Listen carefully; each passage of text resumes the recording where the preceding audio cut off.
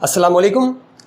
Theory को हमने chapter number 11 तक पॉज किया था और उसके बाद न्यूमेरिकल्स की तरफ बढ़ गए थे, जो कि अभी भी चल रहे हैं। मतलब पिछली वीडियो के अंदर हमने चैप्टर नंबर 7 के न्यूमेरिकल्स ख़त्म किए और ये कहा था कि अगली वीडियो से चैप्टर नंबर 8 के न्यूमेरिकल्स स्टार्ट करेंगे।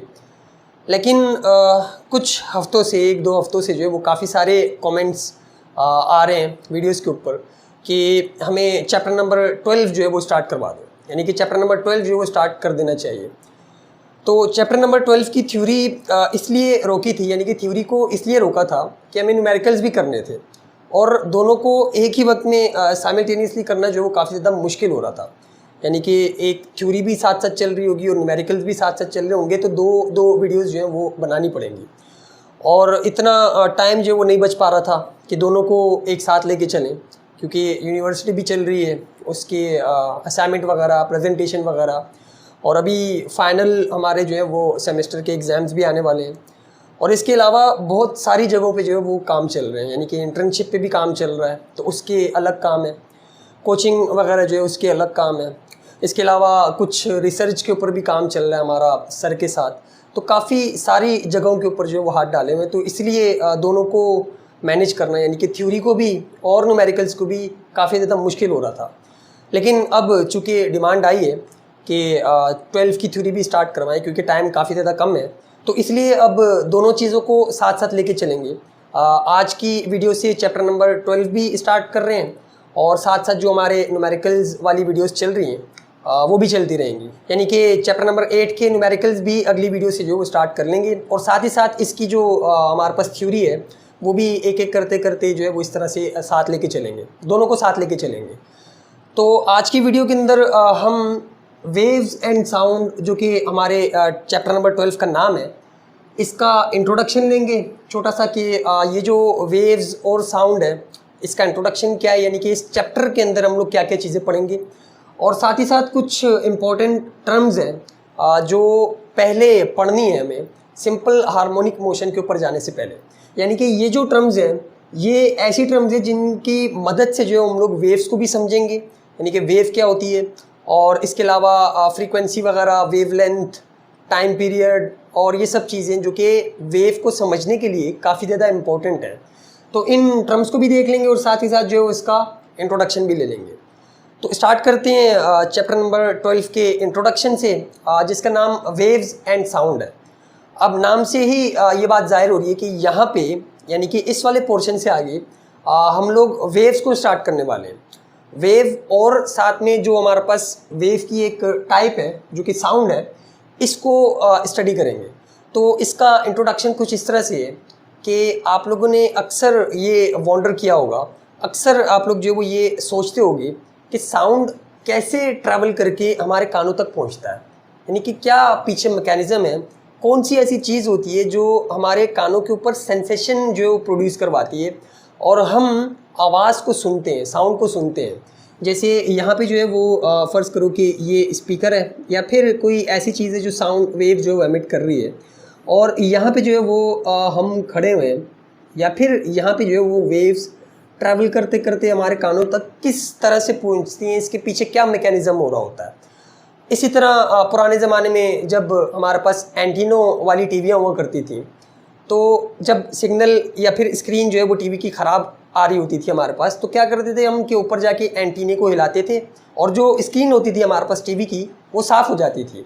इसी तरह सनलाइट या फिर लाइट सूरज से कैसे हम तक पहुंचती है, या फिर दूसरे जो हमारे पास स्टार्स हैं उनसे किस तरह से हम तक पहुंचती है, और भी काफ़ी सारे ऐसे सवाल हैं जो अक्सर आप लोगों ने सोचे होंगे।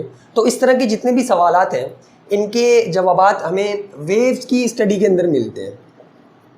वेव्स की स्टडी के अंदर इन सब के जो है वो जवाबात हमें मिलते हैं और इस चैप्टर के अंदर हम लोग यही वेव के फिनोमिना को डिस्कस करेंगे, स्टडी करेंगे, और साथ ही साथ जो ये वेव्स हैं साउंड के अंदर किस तरह से मैनिफेस्ट करती हैं, या फिर जो साउंड वेव्स हैं ये क्या है, इनकी कैरेक्टरिस्टिक क्या है, इनकी प्रॉपर्टीज़ वगैरह क्या है, वो इस चैप्टर के अंदर डिस्कस करेंगे।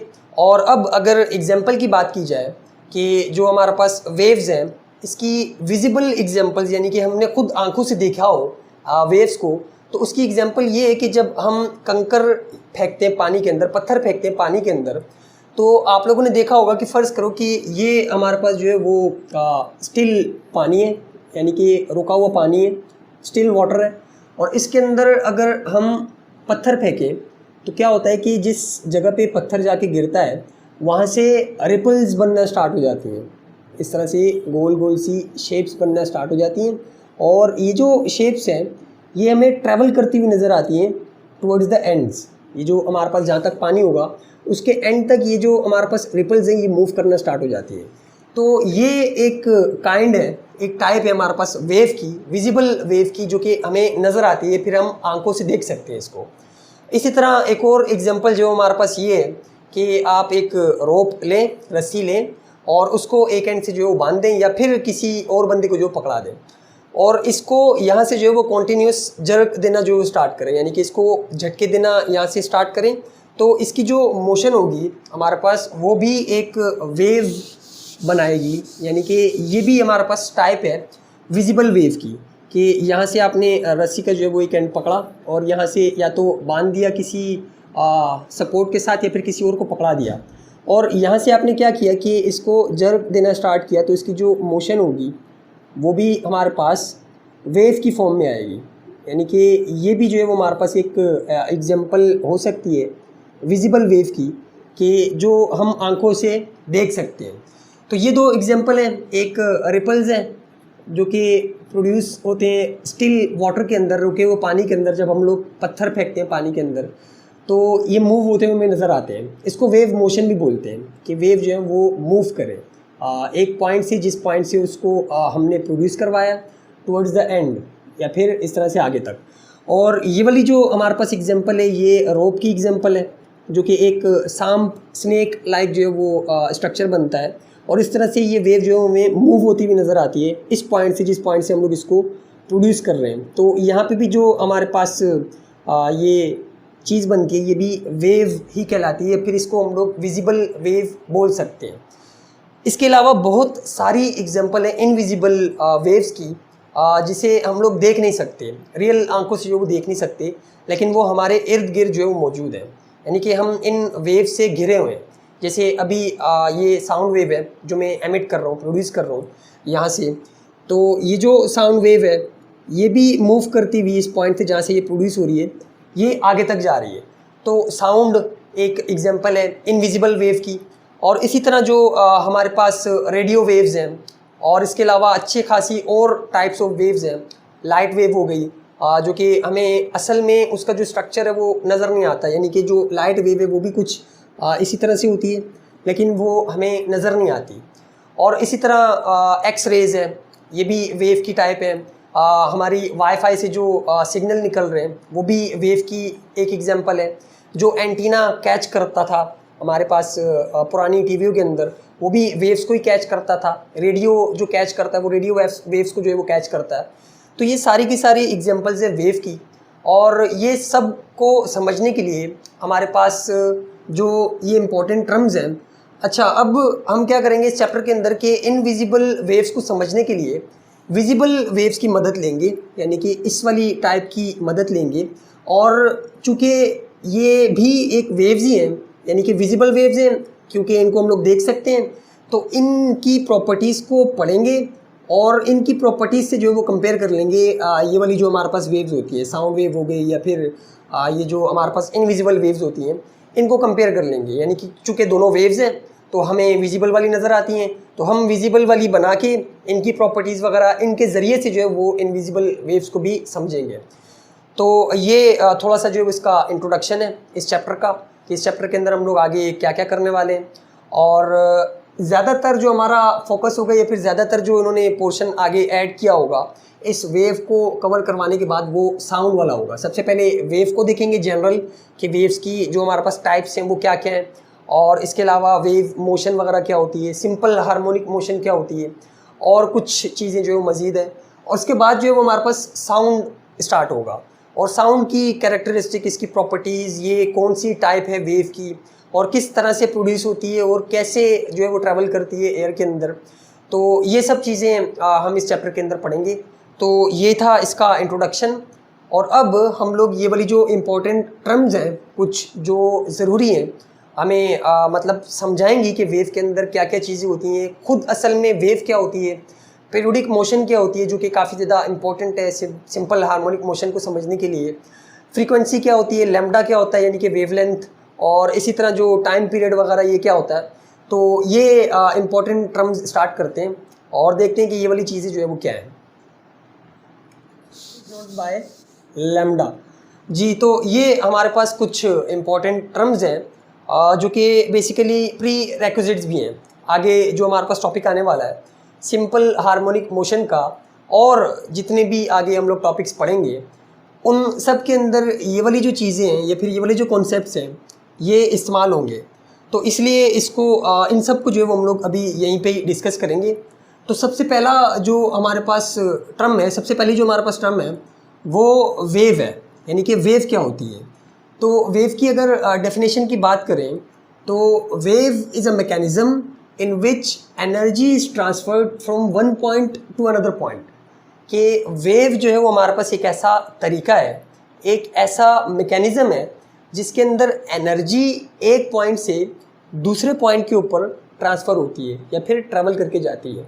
आप किसी भी तरह की वेव उठा के देख लें, उसके अंदर जो प्रोसेस हो रहा होगा या फिर जो चीज़ हो रही होगी वो यही वाली हो रही होगी कि transfer of energy from one point two another.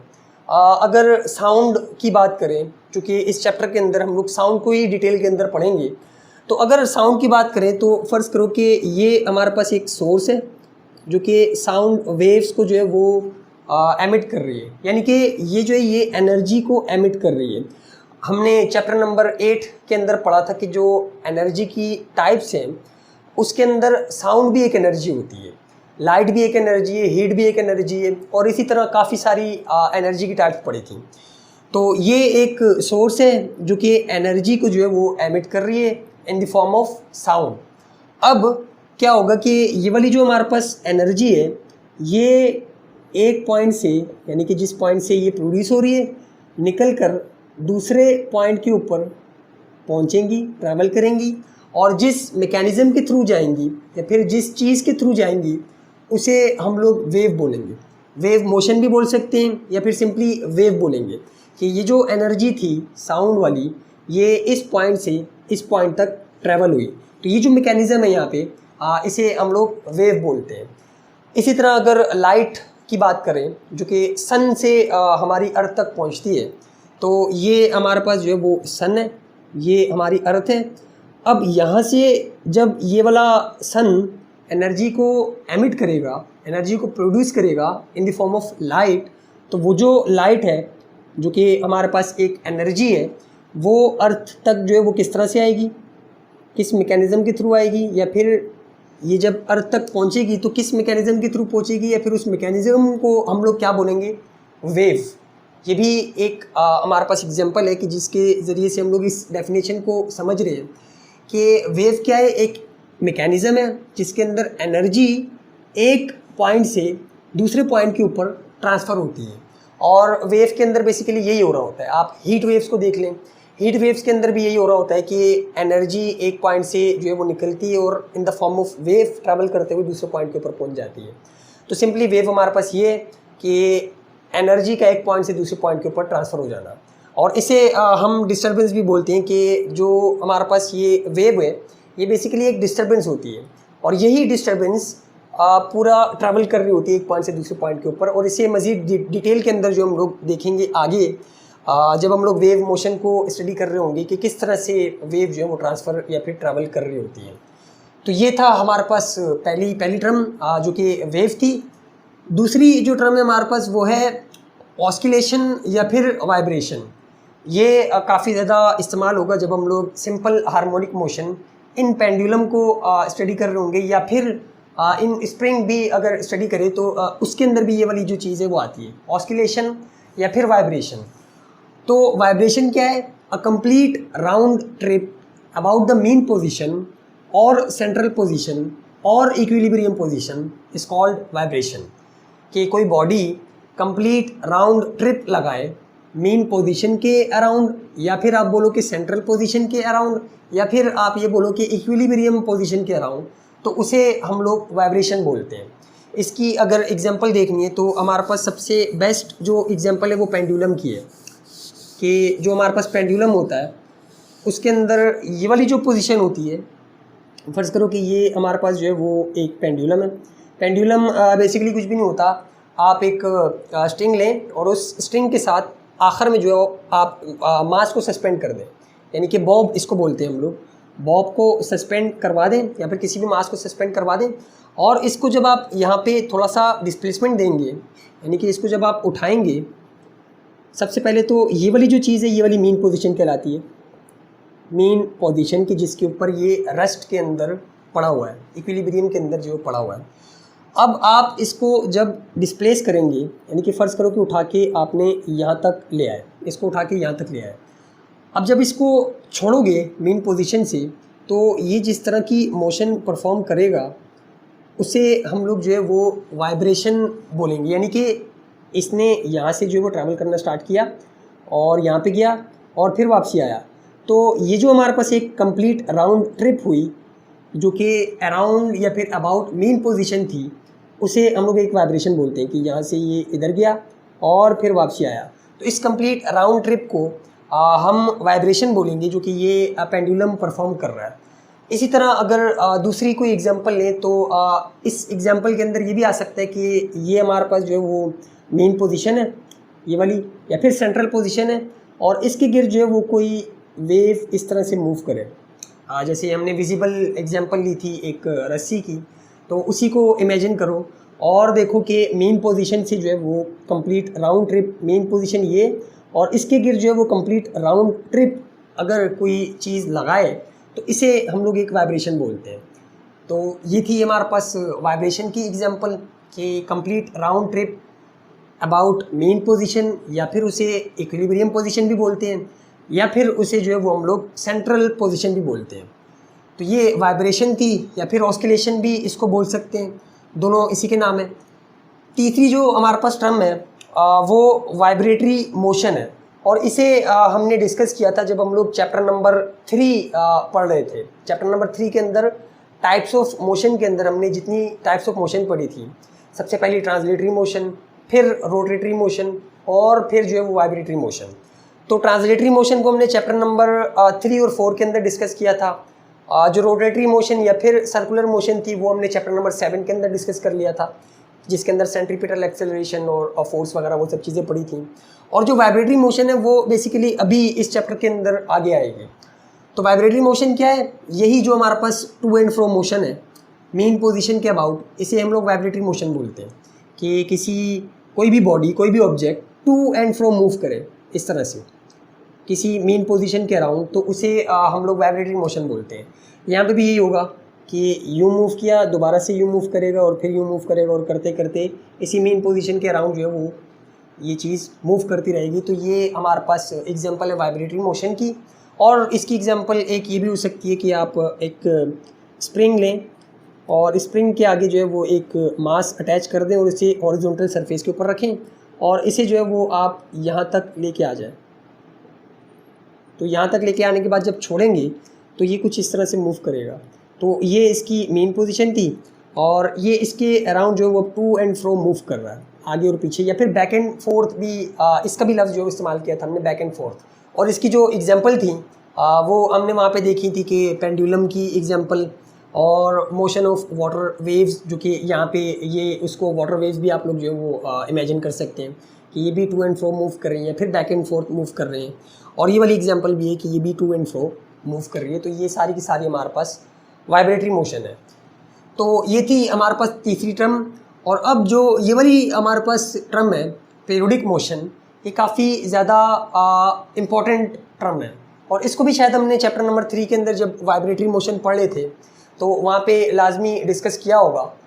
Periodic का जो लफ्ज़ है इसका मतलब होता है कि कोई चीज़ अपने आप को रिपीट करे। जैसे कि केमिस्ट्री के अंदर आपने पढ़ा था पीरियोडिक टेबल, तो पीरियोडिक टेबल का भी यही मतलब था कि उसके अंदर जो हमारे पास एलिमेंट्स थे उनकी प्रॉपर्टीज़ के अंदर ये पाया गया था कि कुछ ख़ास इंटरवल के बाद वो अपनी प्रॉपर्टीज़ को जो वो रिपीट करते थे। तो उसी की बेसिस के ऊपर पीरियोडिक टेबल को जो बनाया गया था, और जो हमारे पास ग्रुप्स वगैरह थे वो बने थे। इसके अलावा अगर पेरियोडिसिटी की अगर आप एग्जांपल लेना चाहें डेली लाइफ से, तो काफ़ी ज़्यादा ऐसी एग्जांपल्स हैं जो पेरियोडिसिटी को जो डिफ़ाइन करती हैं। आपके जितने भी रिपीटेटिव टास्क हैं सारे के सारे पेरियोडिसिटी हैं, यानी कि आप सुबह उठते हैं, कॉलेज जाते हैं, वापसी आते हैं, या फिर स्कूल जाते हैं, वापसी आते हैं, तो ये रोज़ाना का काम जो है वो हमारे पास पेरियोडिसिटी है। नेचर के अंदर जो पेरियोडिसिटी है ये भरी हुई है। दिन का आना जाना, यानी कि कुछ खास इंटरवल के बाद रात हो जाती है, खास इंटरवल के बाद जो है वो सुबह हो जाती है। तो किसी इंटरवल के बाद चीज़ का रिपीट होना वो हमारे पास पेरियोडिसिटी कहलाता है। तो इसी तरह हमारे पास साल का आना जाना और भी काफ़ी सारी एग्जांपल्स हैं, तो ये सारी की सारी पेरियोडिसिटी को जो है वो डिफ़ाइन कर रही होती हैं।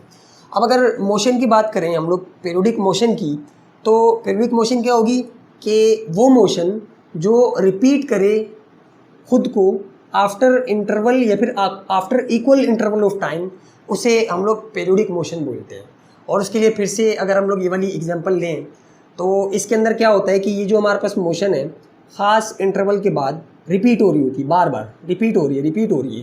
तो ये भी हमारे पास जो है वो पीरियोडिक मोशन की एग्जांपल है। ये भी पीरियोडिक मोशन की एग्जांपल है कि ख़ास इंटरवल के बाद दोबारा से ये रिपीट होगी।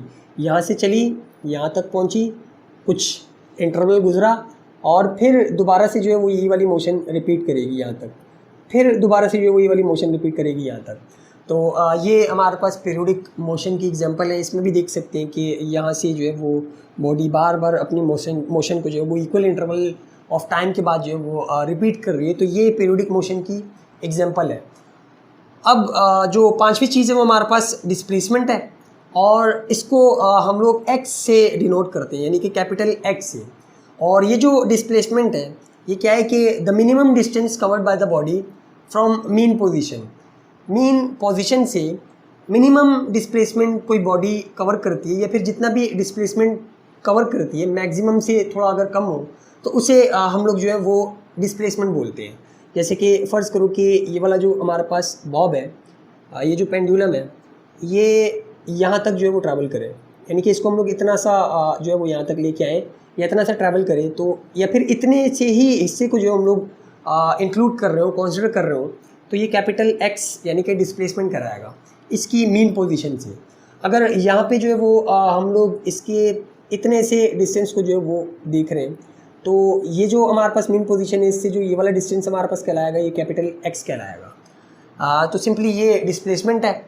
और एम्पलीट्यूड क्या होता है? The maximum distance covered by the body from the main position, कि मेन पोजीशन से कोई बॉडी मैक्सिमम कितना डिस्टेंस ट्रैवल या फिर डिस्प्लेसमेंट ट्रैवल कर रही है उसे हम लोग एम्पलीट्यूड बोलते हैं।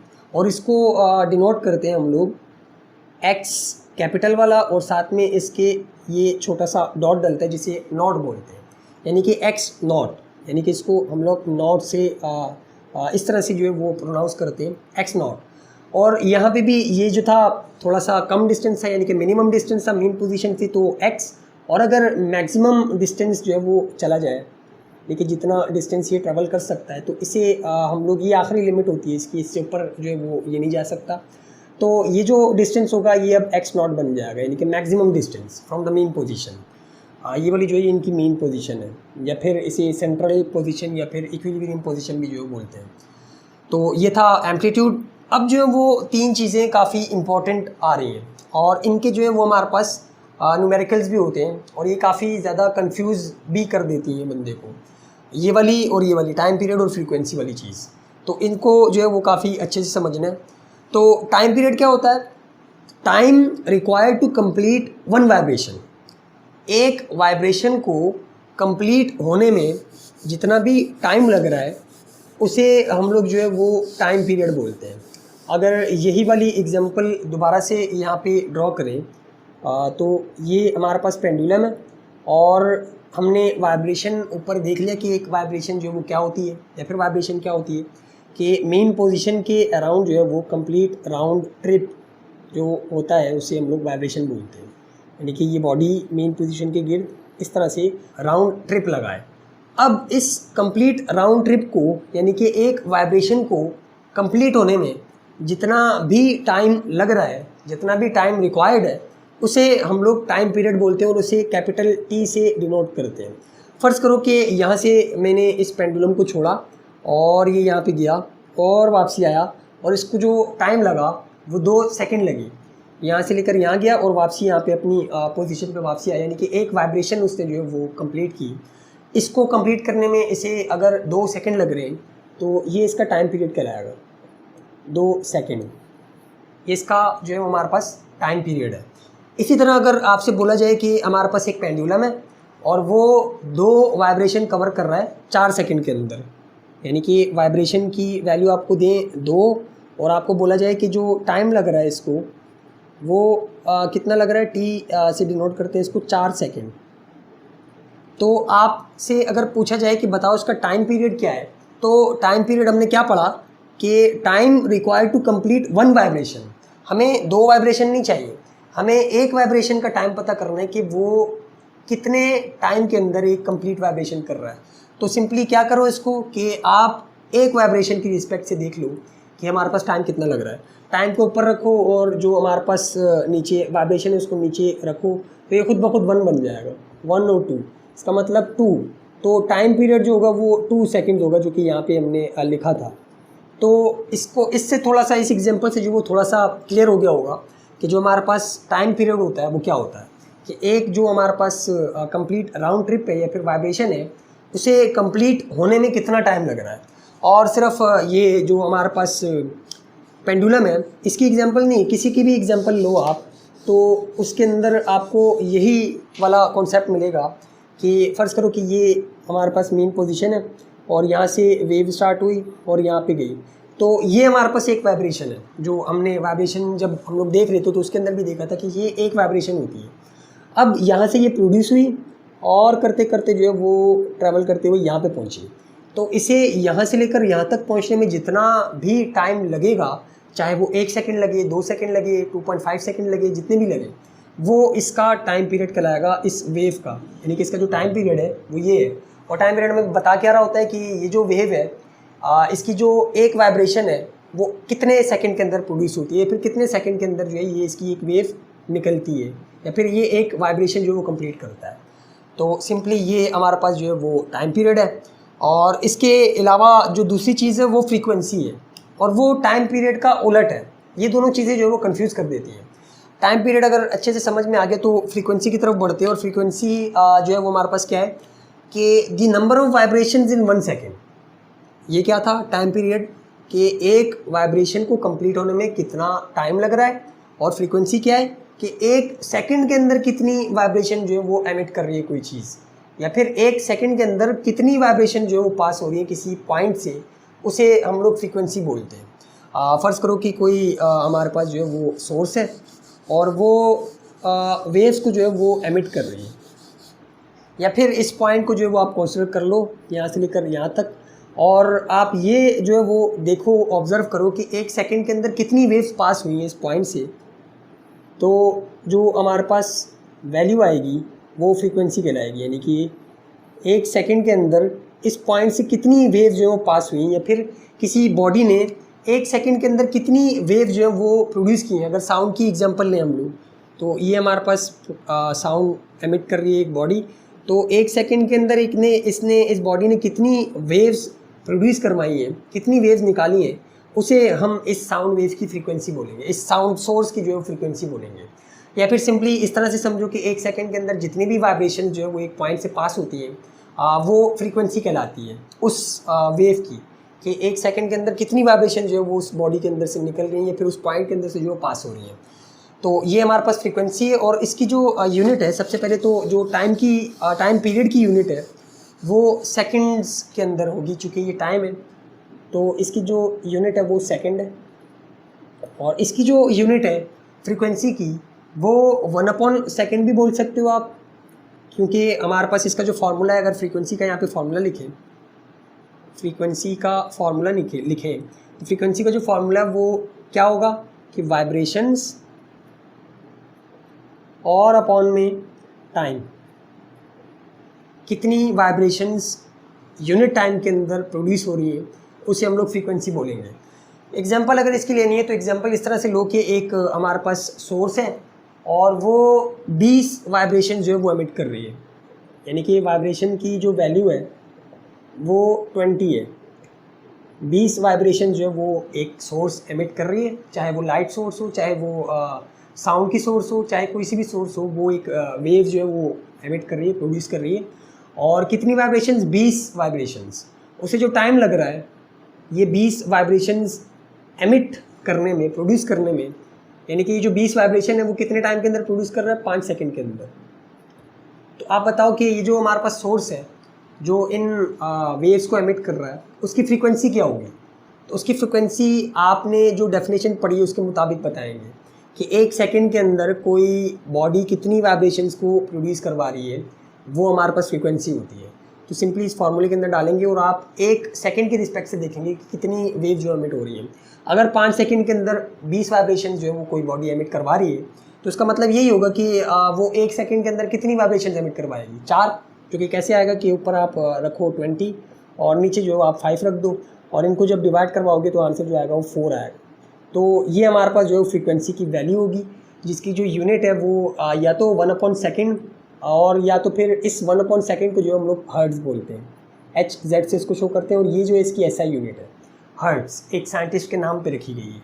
तो 4 हर्ट्ज, यानी कि ये जो हमारे पास साउंड सोर्स था जो 20 वाइब्रेशन एमिट कर रहा था हमारे पास 5 सेकंड के अंदर, उसे हम लोग जो है वो 4 हर्ट्ज की फ्रीक्वेंसी बोलेंगे। यानी कि उस सोर्स की जो फ्रीक्वेंसी थी वो 4 हर्ट्ज थी।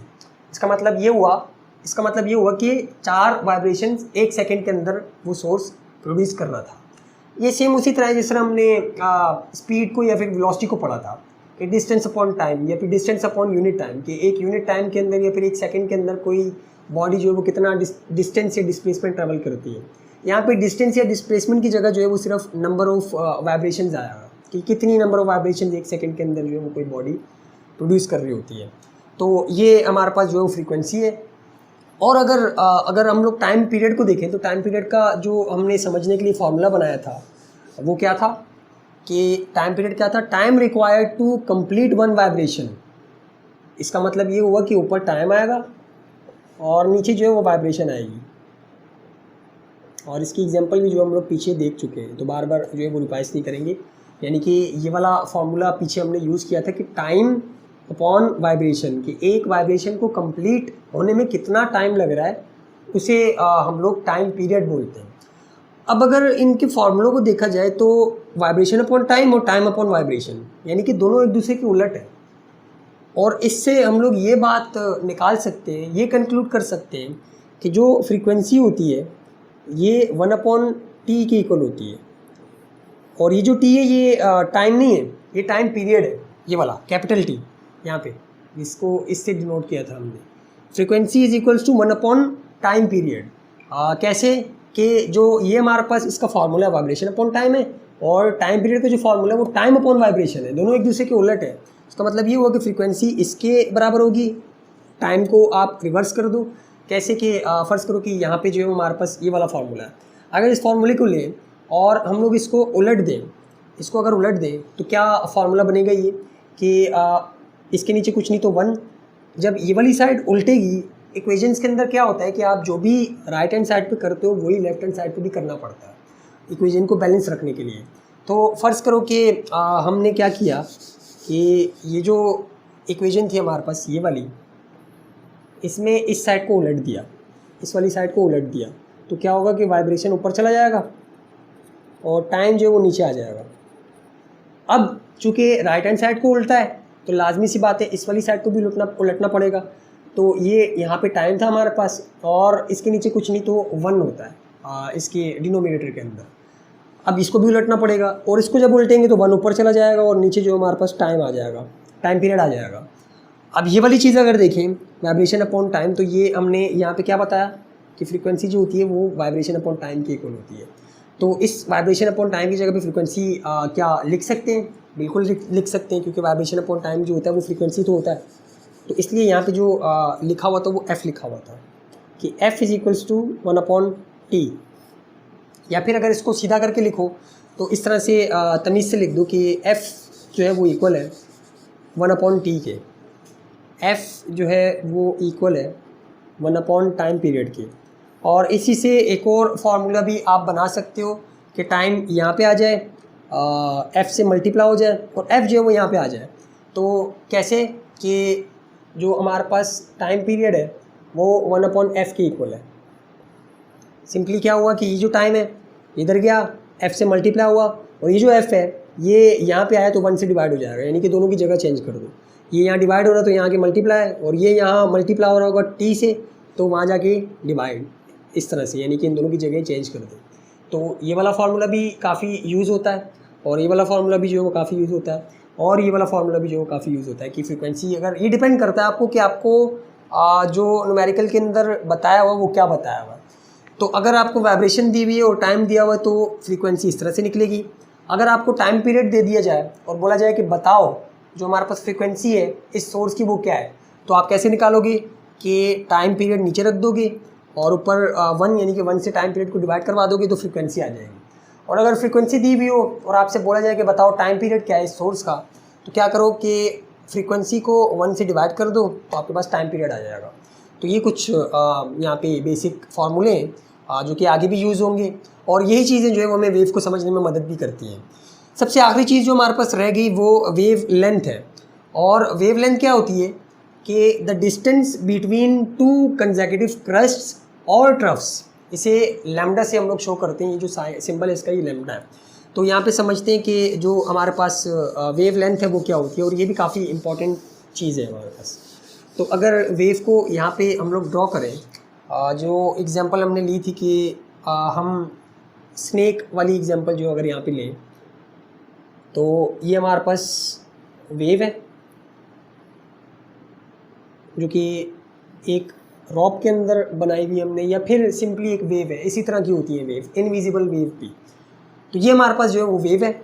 और यहाँ पे जो इन्होंने ये चीज़ें यूज़ की हैं, ये जो लफ्ज़ यूज़ किए क्रस्ट और ट्रफ्स, ये हमारे पास ये जो ऊपर वाली साइड, मेन पोजीशन से ऊपर वाली जो साइड होती है ये, इसे हम लोग क्रस्ट बोलते हैं, और जो ये नीचे वाली साइड होती है इसे हम लोग ट्रफ बोलते हैं। और इसी तरह ये भी क्रस्ट है, ये भी ट्रफ है, ये भी क्रस्ट है, ये ट्रफ है, और ये क्रस्ट है, और ये ट्रफ है। तो जो वेव है वो हमारे पास कैसे बनी होती है, क्रस्ट और ट्रफ, क्रस्ट और ट्रफ, क्रस्ट और ट्रफ। और जो हम रिपल वाली एग्जांपल ले रहे थे पानी वाली, उसके अंदर भी यही होगा। मतलब वेव जो है उसकी शेप यूँ ही होती है, वो सिर्फ हम लोग उसको समझने के लिए जो वो बना रहे होते हैं। जैसे कि फ़र्ज़ करो कि यहाँ पे वो कंकर फेंका तो यूँ जो है वो निकल रही है हमारे पास वेव, या फिर साउंड की जो वेव है उसको जो हम लोग ड्रॉ कर रहे हैं, तो इसको भी अगर हम लोग देखें तो ये कुछ इस तरह से ही होती है। यानी कि एक पार्ट जो है वो थोड़ा सा उठा हुआ होता है। पानी की लहर की बात करें आप, ये वही लहर ही है ये जो यहाँ से जो यूँ जा रही है वेव, तो उसको भी अगर साइड से देखें तो वो भी कुछ इसी तरह से बनी हुई होती है। यानी कि क्रस्ट और ट्रफ, क्रस्ट और ट्रफ, क्रस्ट और ट्रफ। तो वेव के अंदर जो है यही चीज़ होती है, क्रस्ट और ट्रफ। यानी कि एक पार्ट उठा हुआ और एक पार्ट जो है वो नीचे, मेन पोजीशन से नीचे, और इसी तरह करते करते जो आगे जा रहा होता है।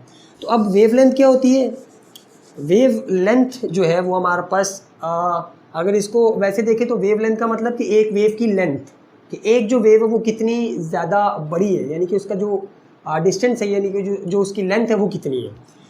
तो वही बता रहे हैं यहाँ पे कि the distance between two consecutive crust और ट्रफ्स इज कॉल्ड लैम्डा, कि दो क्रस्ट के दरमियान या फिर दो कंसेक्यूटिव ट्रफ के दरमियान। कंसेक्यूटिव का मतलब कि एक के बाद जो दूसरा वाला है, यानी कि एक के बाद डायरेक्ट जो दूसरा वाला है कंसेक्यूटिव क्रस्ट, तो इसके बाद जो कंसेक्यूटिव होगा क्रस्ट वो ये वाला होगा, और इसके बाद जो होगा फिर ये वाला होगा। तो बोल रहे हैं कि या तो आप सिर्फ क्रस्ट से क्रस्ट का डिस्टेंस निकालो, या फिर क्रस्ट से या फिर ट्रफ से ट्रफ तक का डिस्टेंस जो है वो मेजर करो, तो ये आपके पास वेव लेंथ की वैल्यू देता है। ये हमारे पास क्रस्ट है और ये दूसरा कंसेक्यूटिव क्रस्ट है, तो इससे इस तक का जो हमारे पास डिस्टेंस आएगा उसे हम लोग लैम्डा से शो करेंगे। ये जो हमारे पास सिंबल है इसे किस तरह से पढ़ा जाता है, लैम्डा, लैम्डा। ये भी ग्रीक एक लेटर है, ग्रीक हमारे पास एक सिंबल है, और इसे इस तरह से पढ़ा जाता है लैम्डा। और ये हम लोग यूज़ करते हैं वेव लेंथ को बताने के लिए या फिर वेव लेंथ को शो करने के लिए। तो ये क्रस्ट है और ये क्रस्ट है, यहाँ से लेकर जो यहाँ तक का डिस्टेंस होगा इसे हम लोग वेव लेंथ बोलेंगे या फिर लैम्डा बोलेंगे।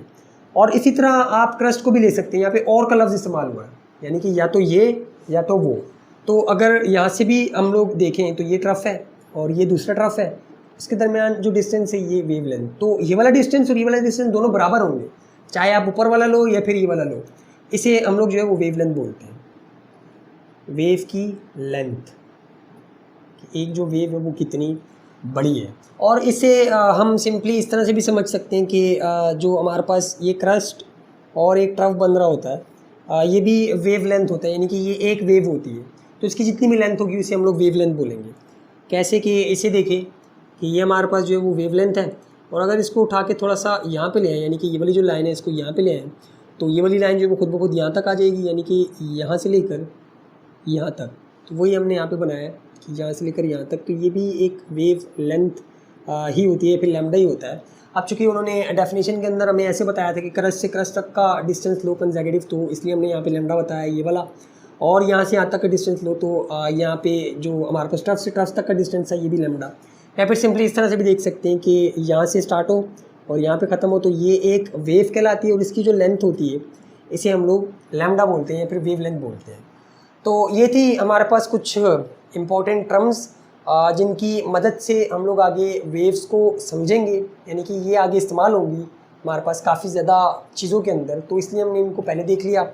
और जो सिंपल हार्मोनिक मोशन है उसके अंदर भी इसके काफ़ी ज़्यादा जो कॉन्सेप्ट्स हैं, जैसे कि ये पीरियोडिक मोशन है, ये भी इस्तेमाल हो रही होगी वहाँ पे। ये जो एम्पलीट्यूड है, डिस्प्लेसमेंट है, ये सब चीज़ें उसके अंदर डिस्कस हो रही होंगी, तो इसलिए हमने इसको जो है वो पहले देख लिया।